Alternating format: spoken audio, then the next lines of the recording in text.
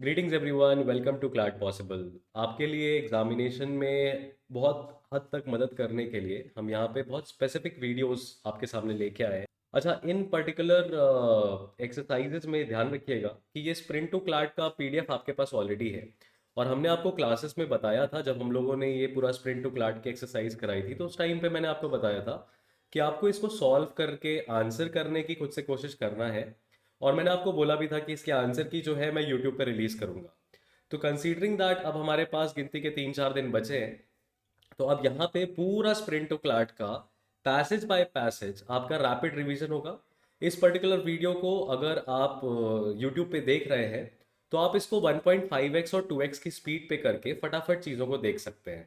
किस तरीके से पैसेज में अप्रोच होना चाहिए हम उसको भी बताएंगे। साथ में एडिशनल इंफॉर्मेशन उस कॉन्टेक्स्ट से रिलेटेड जो कुछ भी है, फ्रॉम जनवरी टिल दिसंबर अभी तक, हम उसको कंपाइल करके आपके सामने पुश करने की कोशिश करेंगे, जिससे आपका होलिस्टिक रिवीजन हो सके क्वेश्चंस के फॉर्मेट में।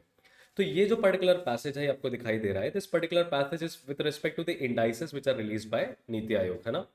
नीति आयोग ने जो इंडाइस रिलीज करा है उसके कंटेक्स्ट में है ये। अब गवर्नमेंट, अब देखिए पैसेज में नीति आयोग का थोड़ा स्ट्रक्चर बताया है। तो पहले नीति आयोग के स्ट्रक्चर को थोड़ा सा समझ लेते हैं, उसके बाद हमारे पास जो भी क्वेश्चंस आएंगे उसके हम आंसर को देखेंगे। तो गवर्नमेंट ने प्लानिंग कमीशन को रिप्लेस किया है नए इंस्टीट्यूशन के साथ, NITI Aayog, national institution for transforming India. ये फुल फॉर्म जो है नीति आयोग का, याद रखिएगा, it is national institution for transforming India. आपको नोट करने की जरूरत नहीं है एज सच, बट अब ये फुल फॉर्म याद रखिएगा because this has been asked previous year question में। ये फुल फॉर्म जो है पूछा जा चुका है। एक कैबिनेट की रेजोल्यूशन कैसे बनी थी, यानी कि मंत्री परिषद यानी कि काउंसिल ऑफ मिनिस्टर्स ने एक डिसीजन लिया, जिसके बाद ये कमेटी का गठन हुआ, which means that NITI Aayog एक कैसी बॉडी हो गई, it is an executive body, right. The institutional framework of government has developed and matured over the years. This has allowed the development of domain expertise, which allows us the chance to increase the specificity of functions given to institutions. Simple सी बात है, हमारे यहाँ पे particular जैसे health की बात करें तो हेल्थ मिनिस्ट्री का एक्सपर्टीज बढ़ गया है। अगर हम डिफेंस की बात करें तो डिफेंस मिनिस्ट्री का अपना एक्सपर्टीज है। अलग अलग तरीके के इंस्टीट्यूशंस आए हैं जो ईज ऑफ डूइंग बिजनेस में, इनोवेशन में इंडियन गवर्नमेंट की मदद करते हैं, जिसमें इंस्टीट्यूट फॉर कॉम्पिटिटिवनेस जो है बहुत ही इंपॉर्टेंट रोल प्ले करता है। नीति आयोग के साथ काफ़ी गठन बना के चलता है। Confederation of Indian industry CII की बात करें तो इंडिया के एक्सपोर्ट बेस पे, एक्सपोर्ट पोटेंशियल पे, मैन्युफैक्चरिंग बेस पे, इनोवेशन पे काफ़ी ज़्यादा मदद करता है। तो यहीं पे कह रहे हैं कि नीति आयोग ने domain expert, subject matter experts को एक साथ एक जगह पे लाए, जिससे हमारी फंक्शनैलिटी जो है, स्पेसिफिक फंक्शन की जो इंप्रूवमेंट है, उसके चांसेस बढ़ते चले गए। Specific to the planning process, there is a need to separate as well as energize a distinct process of governance also from strategy of governance। यानी कि जिस तरीके से हम चीज़ों को प्रोसेस में ला रहे हैं और जिस तरीके से हम गवर्नेंस कर रहे हैं, दोनों में हमें डिफ्रेंशिएट करने की ज़रूरत है। In the context of governance structures, the change requirements of our country point to the need of setting up an institution that serves as a think tank of the government। यानी government को कोई ऐसी particular body जो सोचने पे मजबूर करे, सोचने में मदद करे, जिसके बेसिस पे गवर्नमेंट अपनी पॉलिसी बना सके, यानी कि वो डायरेक्शनल और पॉलिसी डायनेमो की तरह काम करे। तो ये सारे फंक्शंस हैं नीति आयोग के। The proposed institution has to provide governments at the central and the state levels, which means Niti Aayog जो है वो सेंट्रल और स्टेट लेवल दोनों पे काम करता है। Relevant strategic and technical advice across the spectrum of key elements of policy. This includes matter of national and international import, यानी कि नेशनल पर्सपेक्टिव और इंटरनेशनल पर्सपेक्टिव दोनों से नीति आयोग जो है काम करता है।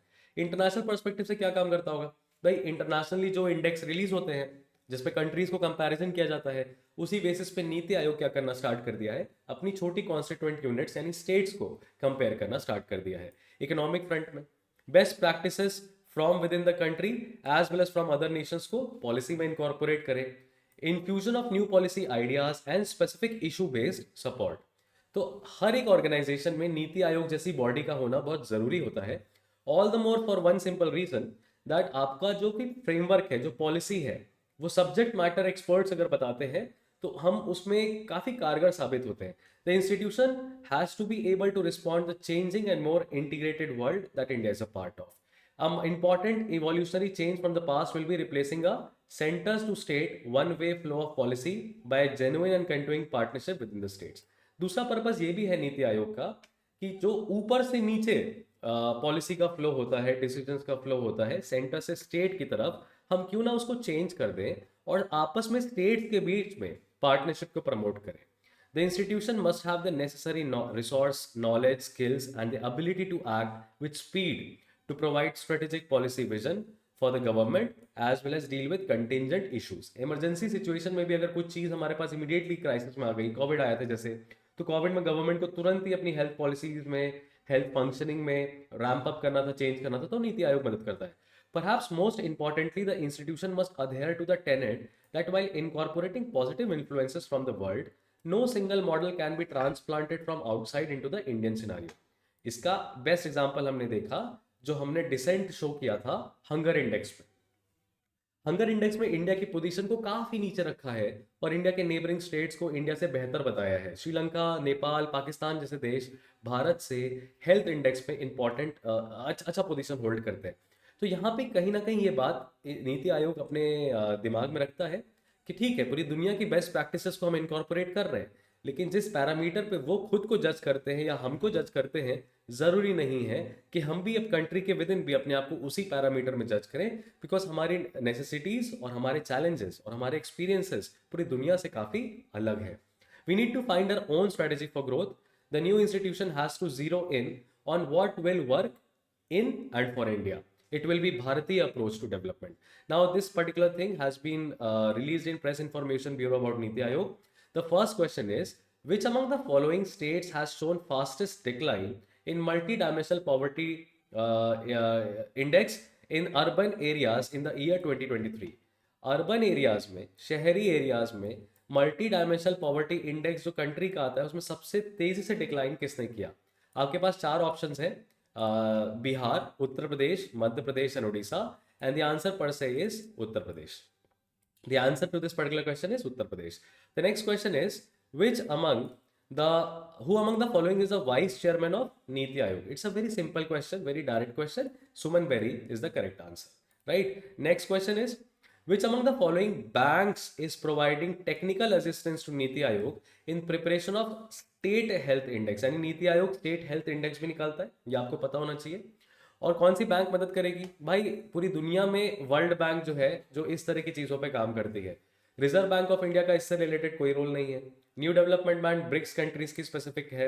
Asian development bank development initiatives के लिए काम करती है, अगर आपको इंफ्रास्ट्रक्चर बनाना है, इन तमाम तरह की चीज़ें. लेकिन वर्ल्ड बैंक जो है कहीं ना कहीं वर्ल्ड हेल्थ ऑर्गेनाइजेशन के ऑब्जेक्टिव्स को भी फुलफिल करने में कंट्रीज की मदद करती है. Which among the following bodies has partnered with NITI Aayog to prepare India Innovation Index? तो आपको ये भी ध्यान रखना है कि इंडिया इनोवेशन इंडेक्स भी नीति आयोग निकालता है. ऑप्शंस देखिए, ऑप्शंस आपके सामने है.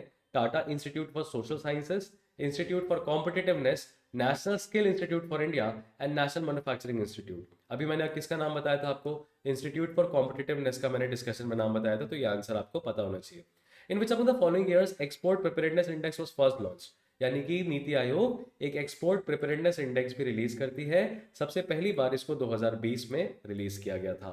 Who among the following are the top 3 states ranked wise in export preparedness index? अब इस बार इस साल की ये न्यूज है, 2023 में कह रहा है कि एक्सपोर्ट प्रिपेयर्डनेस इंडेक्स में टॉप किसने मारा है. और आपको रैंक वाइज बताना है, तो ये क्वेश्चन आसान तो है नहीं, लेकिन देखिए इसमें 3 ऑप्शन है जहां पे तमिलनाडु जो है वो फर्स्ट पे है. तमिलनाडु जो है वो फर्स्ट पे है और महाराष्ट्र वाला इकलौता ऑप्शन है. तो ऑड वन आउट अगर आप मार्क करने जाएंगे तो ऐसे क्वेश्चंस में हम कहते हैं तुक्का नहीं लगा सकते, ये गलत है. तमिलनाडु ने टॉप किया है, दैट इज वेरी करेक्ट, लेकिन Tamil Nadu is followed by which 2 states? That is what we need to answer, right? The correct answer to this particular question is that Tamil Nadu के बाद आप देखिए इट इज महाराष्ट्र, केरला. तमिलनाडु के बाद इट इज महाराष्ट्र, कर्नाटका. तमिलनाडु के बाद इट इज कर्नाटका, महाराष्ट्र. अब आप केरला वाले स्टेट को बाहर कर दीजिएगा. देखिए लार्जली हमारे यहाँ पे सबसे ज़्यादा रेवेन्यू जनरेटिंग जो जीडीपी में बाप स्टेट्स है ना, वो तमिलनाडु, कर्नाटका, महाराष्ट्र, गुजरात है, ये याद रखिएगा. उसके बाद थोड़े बहुत पोटेंशियल पे हमारे पास केरला है, यूपी है, हरियाणा है, ये जीडीपी के वाइज. और उस साइड से एक तरफ से वेस्ट बंगाल भी आ जाता है. तो केरला, यूपी, हरियाणा, तमिलनाडु, कर्नाटका, महाराष्ट्र, गुजरात. केरला को इसलिए हम लोएस्ट रखेंगे क्योंकि थर्ड रैंक पे नहीं है. अब तमिलनाडु के बाद महाराष्ट्र है, महाराष्ट्र के बाद it is Karnataka. So option C जो है करेक्ट है। ये चीज आपको पता होनी चाहिए। Who among the following is the chairman of the institute for competitiveness? Amit Kapoor इसका आंसर है। ये फैक्ट बेस्ड इंफॉर्मेशन है, ये भी आपको पता होना चाहिए, इसमें कोई अन्यथा वाली बात नहीं, अभी पढ़ के रट लीजिए। अच्छा, nature of NITI Aayog as a body है, स्टेटमेंट बेस्ड क्वेश्चंस पूछ रहा है यहाँ पे कि नीति आयोग का क्या नेचर है। अभी पूरा पैसेज अगर हमने ध्यान से पढ़ा होगा तो देखिए हम आराम से कर लेंगे क्वेश्चंस को। सबसे पहली बात है, ये think tank of the government of India है, ये बात भी सही है। It was formed in 2015 by the order of the cabinet. तो ऑर्डर ऑफ द कैबिनेट से बना था, ये हमें पता है। 2015 में बनाया गया, ये हमें एडिशनली पता होना चाहिए, ये भी सही है। It promotes competitive federalism among the states only. देखिए competitive federalism among the states only की बात कर रहा है, तो अगेन फोर्थ पे हम डाउट मार सकते हैं।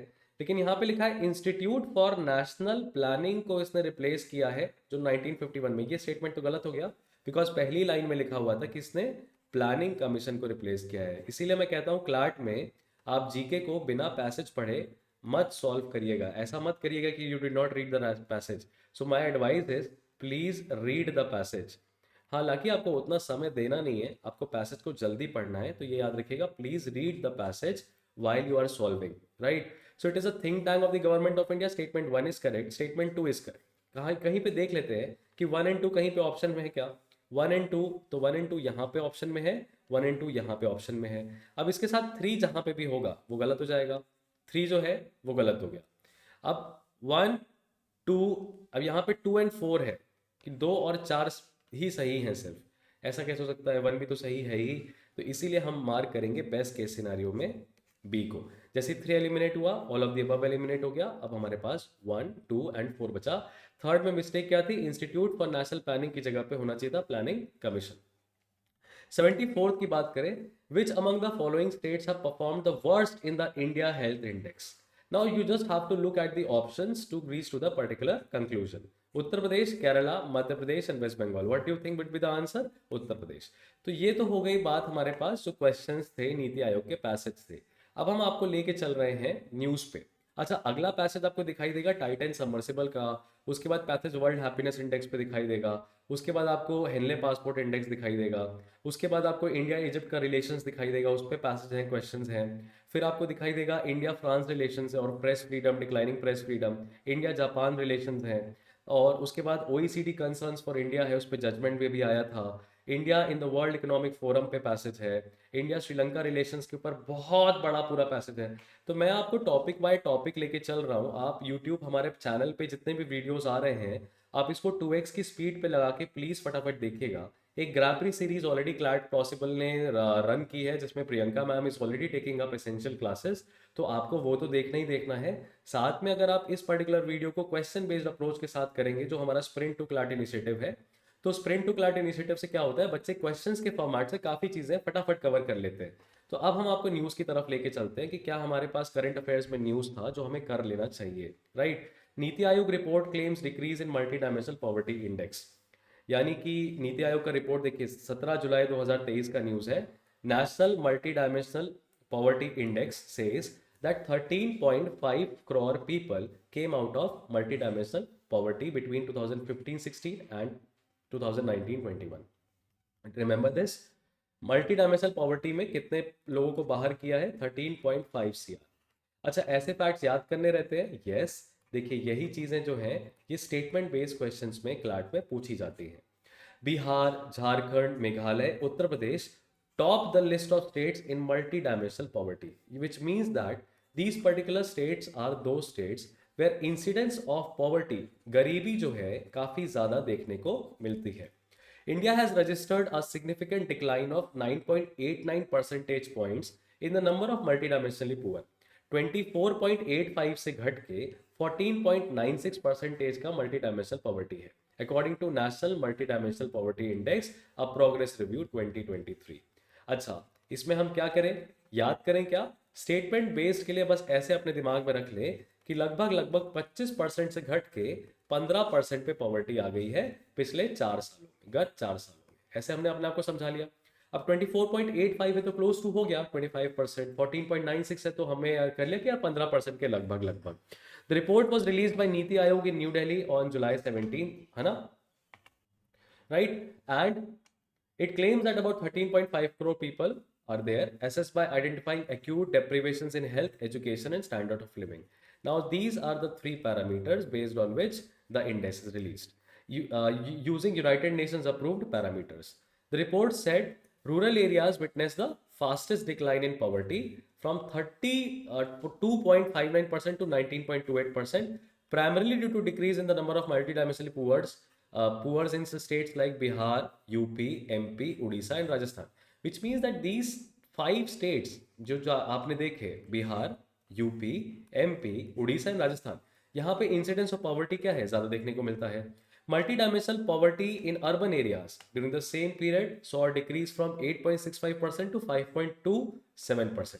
तो बहुत ज़्यादा इंप्रूवमेंट तो नहीं हुआ है, 8.5% से लेकर 5.5% पे हमने शहरी एरियाज में गरीबी को हटाया है, मल्टी डायमेंशनल पॉवर्टी. अच्छा, गरीबी सिर्फ पैसे से नहीं है. मल्टी डायमेंशनल पॉवर्टी क्यों कह रहे हैं इसको? क्योंकि कई डायमेंशंस की पॉवर्टी होती है. आप अगर अच्छा हेल्थ नहीं पा रहे हैं, अच्छी शिक्षा नहीं पा रहे हैं, आपके पास रोजगार नहीं है, तो पैसा नहीं है, वो एक पुअर है. लेकिन आप हेल्थ भी नहीं पा रहे जो कि फ्री है, हमारे यहाँ पे सरकारी उपचार फ्री है. आप प्राइमरी एजुकेशन नहीं पा रहे क्योंकि जबकि सरकारी स्कूल फ्री हैं. तो इस तरह की इंसिडेंट्स भी हम कैलकुलेट करते हैं, इसीलिए हम कहते हैं कि एक पुअर सिर्फ पैसे से नहीं होता, मल्टी डायमेंशनली पुअर भी होता है. अच्छा, कोई बहुत करोड़पति आदमी है, बहुत ज़्यादा पैसा है उसके पास, लेकिन वो ऐसी समाज में रहता है जहाँ पे लोग छुआछूत की बात करते हैं, अनटचेबिलिटी की बात करते हैं, तो क्या फ़ायदा इतना पैसा रखने का? तो समाज उसके साथ इंटीग्रेट ही नहीं करना चाहता, बात ही नहीं करना चाहता. तो ऐसे पैरामीटर्स को भी कहीं ना कहीं मल्टी डायमेंशनल पॉवर्टी में इंक्लूड किया जाता है.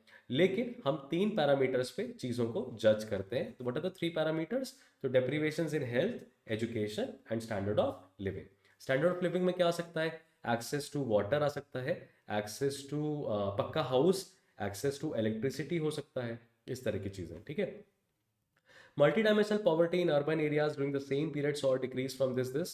Uttar Pradesh registered the largest decline in number of poor with 3.43 crore people escaping the multidimensional poverty. Particularly in which areas? Urban areas. ये आपको याद रखना है. यूपी ने तब बहुत बेहतरीन इंप्रूवमेंट शो किया है. Suman Bery is the vice chairman. ये रिपोर्ट जो है ये उनके द्वारा रिलीज की गई. पुणे द नेक्स्ट पार्ट डियर, ये आप देख सकते हैं नेशनल फैमिली हेल्थ सर्वे 4 और नेशनल फैमिली हेल्थ सर्वे 5. ये 2015 में लिया गया, ये 2019 में लिया गया. तो लगभग लगभग अपने को 4 साल का जो इंडिकेशन है वो आ रहा है. और अभी आप देखेंगे 2023 में नेशनल फैमिली हेल्थ सर्वे 6 की तैयारी की जा चुकी है. ये रिपोर्ट जो है, ये पैरामीटर्स जो है, इसको कैलकुलेट करना स्टार्ट कर दिया गया है. राइट. बिहार आपको दिखाई देगा सबसे ज़्यादा तेज़ी से इम्प्रूव किया है, और यूपी में आपको 22.93%, ये तो इंडेक्स आपको दिखाई देगा. और आपको टॉप स्टेट्स भाई बिहार, झारखंड, यूपी, मेघालय, मध्य प्रदेश, अलग अलग तरह के पैरामीटर्स हैं. It is prepared on the latest national family health survey of 2019. ये फैक्ट बेस्ड इंफॉर्मेशन है, तो इसको आप स्टेटमेंट की तरह याद करेंगे कि नेशनल फैमिली हेल्थ सर्वे के डेटा को इस्तेमाल करके ये इंडेक्स बनाया जाता है. It is a second edition. ये कौन सा एडिशन है? सेकेंड एडिशन है. अच्छा, अब आप सोच रहे होंगे कि सर फर्स्ट एडिशन कब आया? तो फर्स्ट ऐसी इंफॉर्मेशन को प्लीज अवॉइड करिए इस मोमेंट पे. जितना देखिए, मैं आपको सीधी बात बता देता हूँ, क्लैट में जरूरी क्या होता है? जो न्यूज़पेपर में आया. क्लैट में क्या जरूरी होता है? जो न्यूज़पेपर में आया. सामने आपको जो न्यूज़ मैं दिखा रहा हूँ, ये एग्जैक्टली द हिंदू की हेडिंग है. 17 जुलाई को ये इस तरीके से आई थी. तो जो न्यूज़पेपर में आया वही क्लैट पूछता है. पहला नेशनल फैमिली हेल्थ सर्वे, पहला मल्टी डायमेंशनल पॉवर्टी इंडेक्स कब आया? क्लैट नहीं पूछेगा. बट फिर भी for the sake of your knowledge, it is very much clear that it was release like 2 years back. 2021 में ये पहला इंडेक्स आया था, अभी 2 साल बाद फिर से निकला है. राइट. अच्छा, कितने पैरामीटर्स यूज करते हैं? 12 पैरामीटर्स यूज करते हैं. Health, education, standard of living तो मैंने आपको बताया ही. उसके अंदर क्या क्या होता है जरा ध्यान से देखिएगा अब इस चीज को, ये बहुत इंपॉर्टेंट है. न्यूट्रिशन, खान पान, चाइल्ड एंड एडोलिसेंट मोर्टालिटी, कितनी कितनी उम्र तक जिया बच्चा, तो उसमें 1 साल के कम आयु का बच्चा, 5 साल से कम आयु का बच्चा. मैटरनल हेल्थ, माँ की हेल्थ कैसी है, कितने साल का स्कूलिंग है प्लस स्कूल अटेंडेंस कैसा है. कुकिंग फ्यूल कौन सा यूज़ करते हैं, एलपीजी सिलेंडर है कि नहीं है. सैनिटेशन, तो जहाँ शौच वहाँ शौचालय, something like that. Drinking water, आपने जल जीवन मिशन इससे रिलेटेड देखा. इलेक्ट्रिसिटी, तो आपने इसमें उदय देखी है. राइट. उज्ज्वला देखी है. राइट. हाउसिंग, तो प्रधानमंत्री आवास योजना इससे रिलेटेड है. एसेट्स, तो आपने जनधन अकाउंट, बैंक अकाउंट्स, इस तरह की चीज़ों को रिलीज देखा जाता है यहाँ पे। ठीक है, तो प्रधानमंत्री स्वामित्व भी आ जाएगा, स्वामित्व योजना भी एसेट्स में आ जाएगी। तो सरकार मल्टी डायमेंशनल पॉवर्टी के लिए अलग अलग योजनाएं भी अनाउंस कर रही है। आपको उस डिटेल में नहीं जाना है, वहाँ पे थोड़ा सा डिफरेंस होता है क्लाट के एक्सपेक्टेशन में और बाकी एग्जाम्स के एक्सपेक्टेशन में। क्लाट इतना ज़्यादा आपसे पॉलिसीज और स्कीम्स हर एक पर्टिकुलर इशू की नहीं पूछता है ना। लेकिन जो सुपरलेटिव इन्फॉर्मेशन जो न्यूज़पेपर में आई है वो prima facie, sorry superficial information जो न्यूज़पेपर में आई है वो प्राइमा फेसाई आपको पता होना चाहिए। तो ये तो हुआ हमारा मल्टी डायमेंशनल पॉवर्टी इंडेक्स पे जुलाई का करंट अफेयर्स। अब देखिए अक्टूबर का 2022 का लास्ट ईयर का करंट अफेयर्स है, जिसमें इंडिया की ग्लोबल इनोवेशन इंडेक्स में रैंक है। अब देखिए क्योंकि स्टेट इनोवेशन इंडेक्स भी आता है तो हम थोड़ा सा ग्लोबल इनोवेशन इंडेक्स पे भी चर्चा करेंगे। इंडिया की पोजीशन क्या है, 40th पोजीशन। और उसके बाद आपको देखने को मिलेगा कि अभी सितंबर में 2023 में ग्लोबल इनोवेशन इंडेक्स 2023 रिलीज हुआ है, जिसमें इंडिया की पोजीशन अनचेंज्ड है। कितनी इकोनॉमीज में, 132 इकोनॉमीज में, आउट ऑफ 132 कंट्री इंडिया की वही पोजीशन है, 40th पोजीशन। तो ये इंफॉर्मेशन इसीलिए मैं आपके सामने कंपाइल करके दे रहा हूं ताकि आपका फटाफट जो हो सके रैपिड रिवीजन हो सके, प्रिसाइज पॉइंटेड आउट रिवीजन हो सके, none other than by Harshvardhan Tripathi, your beloved, your favourite. And I will try my level best कि आपका एग्जामिनेशन का प्रोसेस जो है आप बर्डन फ्री महसूस करो और इन वीडियोस को मस्त एंजॉय करते हुए कान में ईयरफोन लगा के 1.5 और 2x की स्पीड से आप देखिए, आपका रिवीजन भी हो जाएगा। प्लस आपको इस समय कुछ भी नोट मेकिंग करके खुद को प्रेशराइज करने की जरूरत नहीं है। आप इसी वीडियो को 2 बार देख लीजिएगा, आपको रट जाएंगी चीज़ें, क्योंकि मेरा पढ़ाने का जो एक्सप्लेन करने का इतना सिंपल तरीका है कि आप चीज़ों को इंटर रिलेट कर रहे हैं। अब जैसे मैंने इंडिया इनोवेशन इंडेक्स बताया, तो मैंने फिर आपको बताया कि India innovation index NITI Aayog release करता है, ये हमने पढ़ा क्वेश्चंस के फॉर्मेट पे। ग्लोबल इनोवेशन इंडेक्स में इंडिया की पोजीशन क्या थी, 40th थी लास्ट ईयर भी, 2023 में इंडिया की पोजीशन 40th है। लेकिन अब इससे एक एमसीक्यू जो बन के आता है वो ये आता है कि हमारी प्राइम मिनिस्टर ने एक इनिशिएटिव स्टार्ट किया जिसका नाम है हर स्टार्ट इनिशिएटिव। क्या है इनिशिएटिव, हर स्टार्ट इनिशिएटिव। हर स्टार्ट एक प्लेटफॉर्म है for women entrepreneurs which is created by Gujju university. तो ऐसे हम याद रखें कि गुज्जू ने स्टार्ट किया। गुज्जू क्या है, गुजरात यूनिवर्सिटी। ठीक है, उसने हर स्टार्ट इनिशिएटिव स्टार्ट किया। Obviously launch of her start platform where we are promoting women lead startups and entrepreneurs. ये फोटोग्राफ आपको दिखाई दे सकती है, यहाँ पे आप देखेंगे कि ये लास्ट ईयर की गुजरात यूनिवर्सिटी से फोटोग्राफ है। इंडिया की global rank initiative global innovation index में पोजीशन जो है 2015 के कंपैरिजन में 2022 में लगभग अराउंड 7 इयर्स में 81 से 40 आ चुकी है, which is a very big jump. तो हर स्टार्ट इनिशिएटिव लॉन्च किया गया जो कि गुजरात यूनिवर्सिटी ने बनाया है, जहां पे women lead startups around 450 startups को इंक्यूबेट किया गया है, जिसमें से 125 आर हेडेड बाय वुमेन। ये इंपॉर्टेंट है। अब ये कोई फैक्ट पूछेगा क्या, नहीं। तो ये बस हमारे लिए मैटर ऑफ प्राइड है ना, जहां पे हम एक ब्रिज क्रिएट करने की कोशिश कर रहे हैं बडिंग एंटरप्रेन्योर्स की with government schemes and private funds. Recently, in the Global Innovation Index 2022, India, which was at 81st position earlier, came to the 40th position. For 81st position 2015 में थी।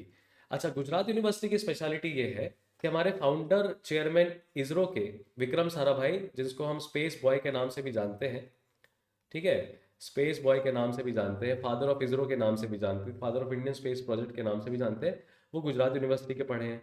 अभी फॉर्मर जो इसरो के चेयरपर्सन रह चुके हैं कस्तूरी रंगन, वो भी पढ़े हुए हैं यहाँ के। प्राइम मिनिस्टर नरेंद्र मोदी और अमित शाह जैसे मिनिस्टर्स भी गुजरात यूनिवर्सिटी के पढ़े हुए हैं। मिस्टर मुर्मू ने साथ में कई फाउंडेशन स्टोन्स भी ले किए फॉर एजुकेशन, जिसमें सैनिक स्कूल इंपॉर्टेंट होता है ट्राइबल एजुकेशन के लिए, गवर्नमेंट स्कूल है, ये आपको याद रखना पड़ेगा। ठीक है, अच्छा ये वाला देख लेते हैं कि ग्लोबल इनोवेशन इंडेक्स रिलीज कौन करने वाली बॉडी होती है, तो विपो होती है, which is world intellectual property organisation. India has been on a rising trajectory over the past several years. From a rank of 81 to 40 in 2023, innovation has been at the forefront of our battle against unprecedented crisis created by the pandemic. Obviously, हमने vaccines तो खुद ही की बनाई ना, तो innovation तो किया और कंट्री का रेजिलियंस जो है वो बढ़ता चला गया। प्राइम मिनिस्टर का आत्मनिर्भर भारत का क्लैरियन कॉल जो है, बिग अनाउंसमेंट जो है, वो कहीं ना कहीं हमारे इनोवेशन को सपोर्ट ही कर रहा है। Make in India, make for the world, something like that. अच्छा, ये इंप्रूवमेंट हमारा कंसिस्टेंट बना कैसे हुआ है, क्योंकि हमारे यहाँ पे जो नॉलेज कैपिटल बेस है, आईआईटी के इंजीनियर्स हैं, डॉक्टर्स हैं, साइंटिस्ट्स हैं, एंथुसियास्ट हैं, एनवायरमेंटलिस्ट हैं, बायोटेक्नोलॉजिस्ट हैं, ये सब काफ़ी ज़्यादा अच्छे हैं, राइट। स्टार्टअप इकोसिस्टम को गवर्नमेंट ने अपने स्टार्टअप इंडिया स्कीम से प्रमोट किया है, और पब्लिक और private research organisations, not just government but private research organisations भी काफ़ी आगे आ गए। जैसे आपको पता चलेगा कि सीरम इंस्टीट्यूट ऑफ इंडिया, जो हमारे यहाँ पे वैक्सीन मैन्युफैक्चरर है पुणे का, जिसके सीईओ आदर पूनावाला है, ये दुनिया की लार्जेस्ट वैक्सीन मैन्युफैक्चरिंग कंपनी बन गई है। वर्ल्ड की लार्जेस्ट वैक्सीन मैन्युफैक्चरर इंडिया की कंपनी है। Make in India, make for the world, ठीक है। ये चीज आपको पता रहनी चाहिए। कॉन्फेडरेशन ऑफ इंडियन इंडस्ट्री की बात करें, CII की, तो वो भी कोलैबोरेट कर रही है इंडिया की जर्नी में towards innovation driven economy. NITI Aayog ने CII के साथ पार्टनरशिप किया, विपो के साथ पार्टनरशिप किया, और India launch of the GII 2023 को रिलीज किया 29 सितंबर 2023 में। तो ये हमारे लिए करंट अफेयर्स हो गया, सितंबर का बहुत हाल फिलहाल का करंट अफेयर्स हुआ है, इसीलिए इंपॉर्टेंट है। The launch session will be graced by many senior dignitaries. अब देखिए यहाँ पे मैं आपको नाम बता रहा हूँ, उनका डेजिग्नेशन बता रहा हूँ, तो पर्सन स्पेसिफिक इन्फॉर्मेशन हो जाएगा हमारे लिए। सुमन बेरी के बारे में हमने ऑलरेडी देखा, ये वाइस चेयरमैन है। Doctor VK Saraswat, he is one of the members of NITI Aayog, तो ये नाम आपको याद करने की जरूरत नहीं है। CEO नीति आयोग की बात करें तो उनका नाम है BVR सुब्रमण्यम। जिनको ये बात पता है अच्छी बात है, जिनको नहीं पता है वो लिख लेंगे। अच्छा, विपो के डायरेक्टर जनरल का नाम देखिए, डैरेन टैंग, ये फैक्ट लिख लेंगे, याद कर लेंगे। DT, world intellectual property organisation, जिसने इनोवेशन इंडेक्स निकाला, इंडिया को 40th पोजीशन दी, उसका जो डायरेक्टर जनरल उसका नाम क्या है, डारेन टैंग, राइट। डॉक्टर साशा वंश विंसेंट, हु इज द को एडिटर, ये नाम आपको याद करने का जरूरत नहीं है। डॉक्टर नौशाद फोर्ब्स, ये भी आपको नाम याद करने की जरूरत नहीं है। फोर्ब्स मार्शल भी आपको नाम याद करने की जरूरत नहीं है। आलोक नंदा जी का भी नाम आपको याद करने की जरूरत नहीं है, और ऋषिकेश कृष्णन का भी नाम याद करने का आपको जरूरत नहीं है। क्यों नहीं है? क्योंकि ये एक इंस्टीट्यूशंस के चेयरपर्सन है, ये सब है, ये क्वेश्चंस नहीं पूछेंगे। अच्छा, फिर जुलाई 2021-2022 का इनोवेशन इंडेक्स के कंटेक्स्ट में न्यूज आया है, जिसमें कर्नाटका ने टॉप मारा है। Karnataka has bag the top rank in नीति आयोग्स इनोवेशन इंडेक्स 2022, राइट। तो यू माइट बी थिंकिंग कि यार ये तो 2022 का डेटा है, ये अभी कैसे इंपॉर्टेंट है। 2023 में ना इनोवेशन इंडेक्स आया नहीं है एक्चुअली, अभी आया नहीं है 2023 में, तो हम 2022 का डेटा ही इस्तेमाल करेंगे, which is the third edition. अच्छा, याद रखिएगा, स्टेट वाइज इनोवेशन में टॉप किसने मारा है? कर्नाटका ने इनोवेशन में टॉप मारा है, जो कि इनोवेशन कैपेसिटीज और इकोसिस्टम्स को सब नेशनल लेवल पे जज करता है, right. The state has held this position in the major states category. बड़े बड़े जो स्टेट्स हैं उसमें से कर्नाटका जो है अभी तक तीनों एडिशंस में टॉप पे चलता रहा है। In the index release on Thursday, Manipur जो है वो आपको north east and hill states में टॉप में दिखाई देगा, मणिपुर। और यूनियन टेरिटरीज में बात करें तो चंडीगढ़ आपको टॉप पे दिखाई देगा सिटी स्टेट्स की कैटेगरी में। तो ऐसे हम याद करेंगे, कर्नाटका बड़े स्टेट्स में, मणिपुर नॉर्थ ईस्ट और हिली रीजन्स में, और चंडीगढ़ UT लेवल में। सेकेंड रैंक पे कर्नाटक तेलंगाना था, थर्ड पे हरियाणा, फोर्थ पे महाराष्ट्र, और फिफ्थ पे तमिलनाडु। अब ये हम बात किसकी कर रहे हैं दोस्त? ये हम बात कर रहे हैं इनोवेशन की। अभी एक्सपोर्ट पोटेंशियल पे हमने क्वेश्चंस देखा था, जिसमें तमिलनाडु टॉप पे था, देन महाराष्ट्र था, सॉरी देन कर्नाटका था, देन महाराष्ट्र था। अभी हम दूसरे कंटेक्स्ट पे बात कर रहे हैं, स्टेट की, कंट्री के स्पेसिफिक इनोवेशन की बात कर रहे हैं। छत्तीसगढ़, उड़ीसा, बिहार, गुजरात इंडेक्स में काफी नीचे पे आते हैं with respect to innovation, right. India का एवरेज इनोवेशन स्कोर जो है वो पूरी दुनिया के कंपैरिजन में तो इनसफिशिएंट है कंट्री का, लेकिन हमारे यहाँ पे टारगेट क्या है कि हमें ग्लोबल इनोवेशन इंडेक्स में टॉप 25 में आना है बहुत जल्दी, राइट। गवर्नमेंट का नीति आयोग जो है उसने कहा कि हमें GDP, जो अपनी GDP का कुछ कंपोनेंट है, वो रिसर्च एंड डेवलपमेंट में प्रमोट करना पड़ेगा। प्राइवेट सेक्टर को हमें प्रमोट करना पड़ेगा कि आप आइए रिसर्च और डेवलपमेंट में पार्टिसिपेट करिए। और इंडस्ट्री डिमांड और कंट्री प्रोड्यूसर्स, यानी डिमांड और सप्लाई में गैप फिल करिए प्राइवेट प्लेयर को बुला के, एजुकेशन सिस्टम्स बढ़ा के। कर्नाटका, मणिपुर, चंडीगढ़ जो है अपनी रेस्पेक्टिव कैटेगरीज में टॉप करे हैं। और अगेन वाइस चेयरमैन सुमन बेरी ने ये निकाला in the presence of VK Saraswat and CEO Parameswaran Iyer. ये पुराने CEO हैं, 2022 के CEO हैं नीति आयोग के, तो आपको ये याद करने का जरूरत नहीं है, ठीक है। और इंस्टीट्यूट फॉर कॉम्पिटिटिवनेस हमारी मदद करता है, जिसके चेयरमैन डॉक्टर अमित कपूर हैं। यहाँ से हमने स्प्रिंट टू क्लैट में क्वेश्चंस भी देखे। प्रिपेयर्ड बाय नीति आयोग and the institute for competitiveness index, ये भी हमने क्वेश्चन देखा। Right. The India innovation index, तो ये फैक्ट की तरह आप याद कर लेंगे कि नीति आयोग किसके साथ पेयर करता है, इंस्टीट्यूट फॉर कॉम्पिटिटिवनेस के साथ। Is a comprehensive tool for the evaluation and development of the countries in innovation ecosystem. It ranks the states and the UTs on the innovation performance to build healthy competition amongst them, right. अच्छा, innovation, global innovation index के हिसाब से हमने India का भी innovation index निकाला है, जिसमें हमने 36 इंडिकेटर्स यूज किए हैं। लेकिन 36 इंडिकेटर्स ग्लोबल पे यूज होते हैं, हमने उसको बढ़ा के 66 कर दिया है, राइट, जिनको हमने 16 सब पिलर्स में करा है। अब अच्छा, ये इन्फॉर्मेशन अब याद करने का चक्कर में मत पड़ना, इस इन्फॉर्मेशन को आप याद करने के चक्कर में मत पड़ना, क्योंकि आपको इतना डिटेल में घुस के कोई नहीं पूछने वाला। ये आपके टॉप 5 स्टेट्स हैं, ये इंडेक्स आपको दिखाई देगा। तो कर्नाटका टॉप पे, तेलंगाना सेकंड पे एंड हरियाणा थर्ड पे, आप याद रखिएगा, हालांकि सिर्फ टॉप स्टेट्स पूछते हैं। उसके बाद 17 जुलाई 2023 को वापस से एक न्यूज थी कि एक्सपोर्ट प्रिपेरेडनेस इंडेक्स में तमिलनाडु ने टॉप किया है, गुजरात चौथी पोजीशन पे खिसक गया है। तमिलनाडु की कांचीपुरम, चेन्नई, तिरुपुर ये टॉप एक्सपोर्टिंग डिस्ट्रिक्ट्स में शामिल हुए हैं। नीति आयोग किसके साथ शेयर करता है, अगेन पार्टनर करता है इंस्टीट्यूट फॉर कॉम्पिटिटिवनेस के साथ, और एक्सपोर्ट प्रिपेयर्डनेस इंडेक्स निकालता है। अच्छा, एक्सपोर्ट करने वाले स्टेट्स कौन से हो सकते हैं, जो कोस्टल उसमें हो, कोस्ट लाइन पे हो। 2023 में एक्सपोर्ट प्रिपेयर्डनेस इंडेक्स 2020 में for the first time release किया गया, ये आपको याद रखना है, ये क्वेश्चन था। एक्सपोर्ट प्रिपेयर्डनेस इंडेक्स सबसे पहली बार कब रिलीज किया गया, फर्स्ट टाइम। यानी देखिए, नीति आयोग ने इंटरनेशनली इंडेक्स को इनकॉर्पोरेट करना इंडिया में अभी हाल फिलहाल 2020 में ही स्टार्ट किया है। तभी आप देख रहे हो कि second edition, third edition, recent editions आ रहे हैं चीज़ों के।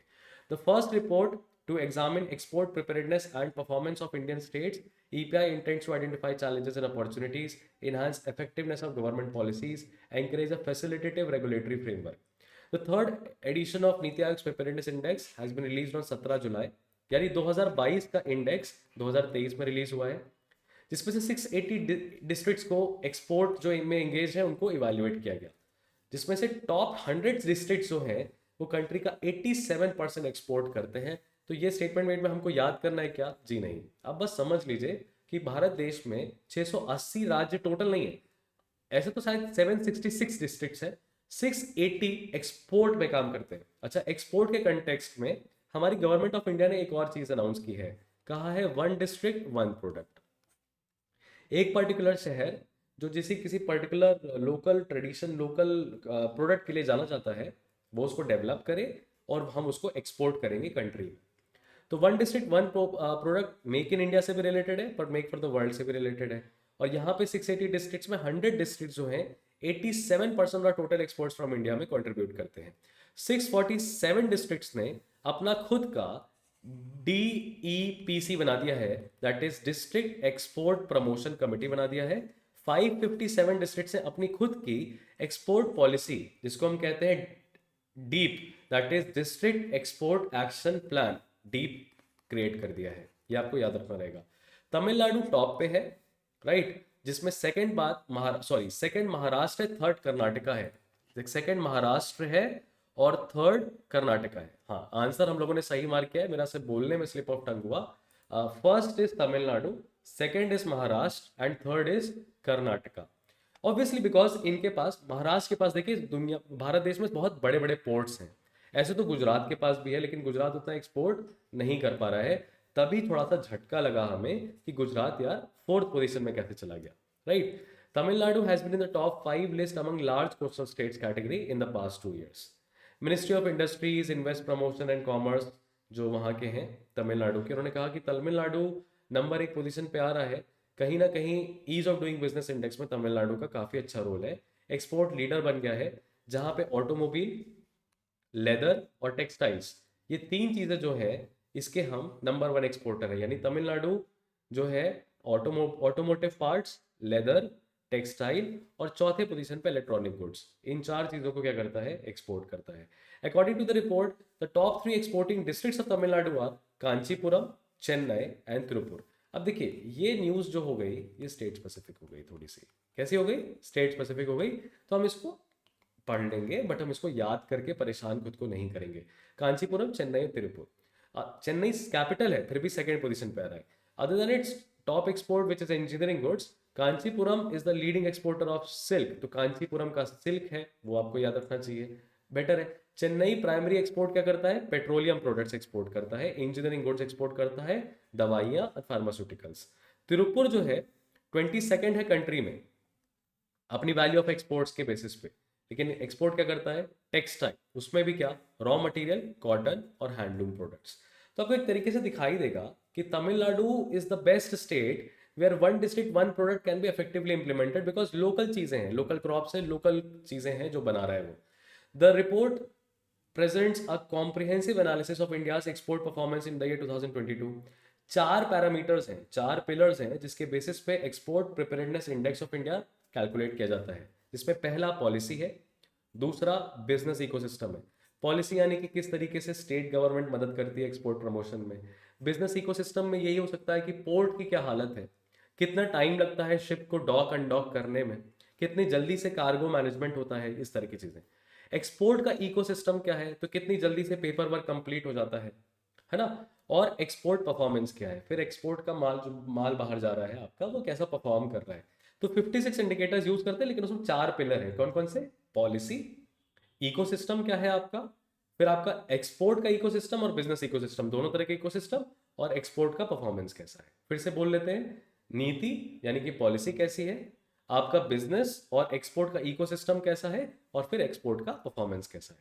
उसके अंदर कई सब पिलर्स हैं जिसमें promotion policy, institutional framework, environment, infra, transport, infrastructure, trade support, research and development, diversification, growth orientation, तमाम तरह की चीज़ें ऐड होती हैं। इतना डिटेल में आपको पढ़ने की जरूरत नहीं है, पर कॉमन सेंस लगाएंगे तो आपको समझ में आ जाएगा। सब मोटी मोटी एक ही बात कर रहा है कि भैया कौन पॉलिसी और प्रमोशन दोनों चीज़ें बढ़िया से कर रहा है। लैंड लॉक्ड स्टेट्स की बात करें, यानी स्टेट्स जिनके पास अपने खुद की कोस्ट लाइन नहीं है, पोर्ट्स नहीं है, उसमें हरियाणा ने टॉप किया है एक्सपोर्ट में, उसके बाद तेलंगाना है, फिर यूपी है।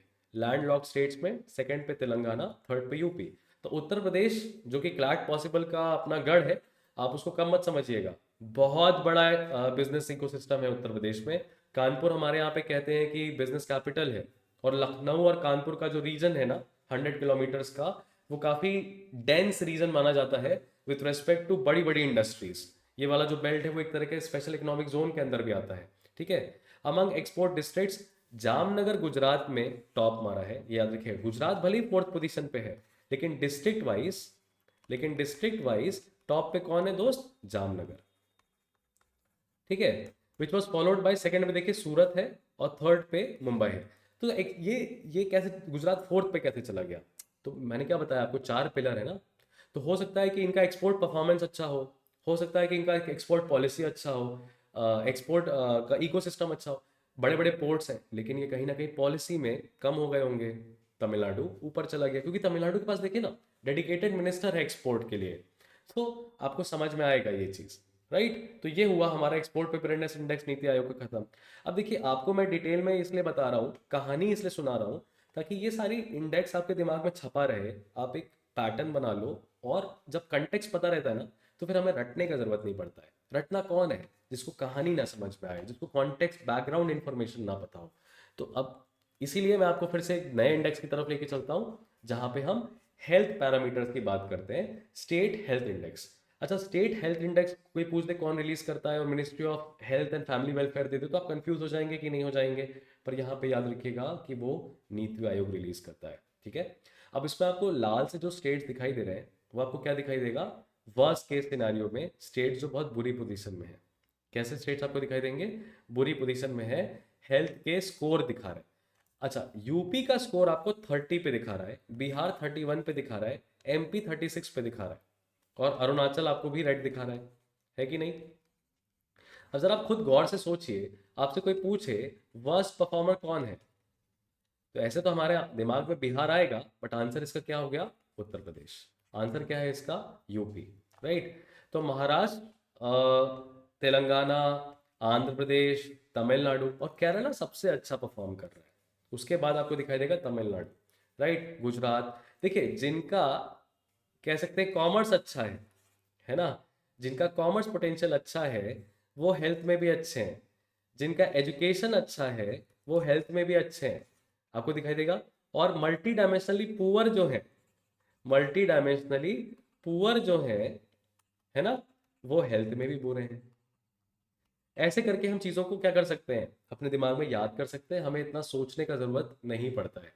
ठीक है। From the fourth year in a row, चौथी बार केरला टॉप पे है, fourth time. Right. Uttar Pradesh नीचे आ चुका है हेल्थ इंडेक्स में। ये नीति आयोग, वर्ल्ड बैंक और ministry of health and family welfare, all three are contributing in preparation of this particular index. Kerala के बाद सेकंड पे तमिलनाडु और थर्ड पे तेलंगाना आपको दिखाई देगा। इसको याद कर लीजिएगा।